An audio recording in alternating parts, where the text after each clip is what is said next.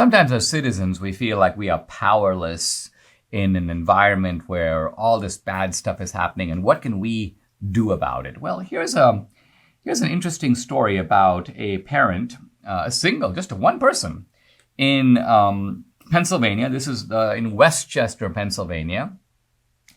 And her actions caused 5 elected members of the school board to be removed. So let's follow the story. The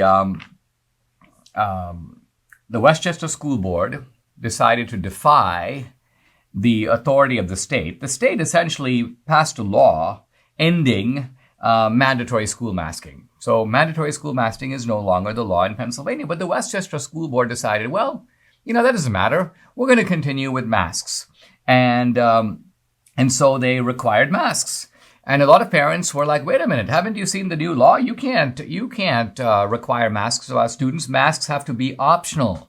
And then the school board sort of relented, and they said, okay, well, masks are optional right now, but we reserve the right to impose mandatory masks pretty much when we feel like it, or when we think the science demands it.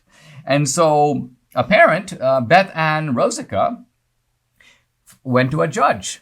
And now here's the interesting thing. She found a law. It's actually a not very often used Pennsylvania education statute.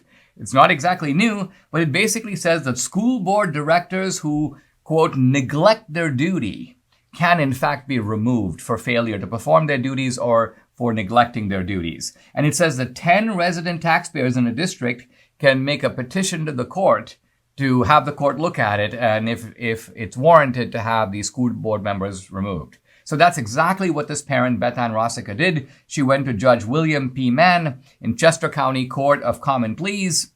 And this guy looked at the law and he said, well, yeah, I have to admit that the school board is violating the law here, even though the masks aren't currently being required. The idea that they required them even after the state said no, and the idea that they reserved the right to require them in the future, that's a violation of the law. And so the judge basically ordered 5 of these school board members to vacate their offices. They're out.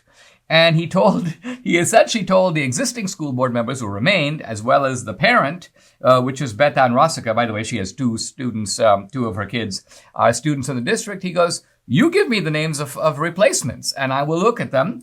And I'm going to essentially appoint people to fill those positions until the next election. Now, who is Beth Ann Rosica? Well, she is a executive director of a group in Pennsylvania called Back to School PA.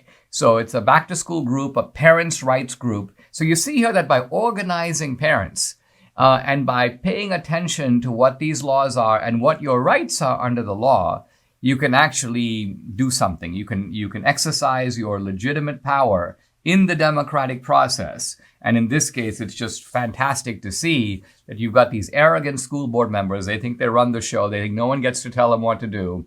And now a judge says, I beg to differ, and bangs down his gavel.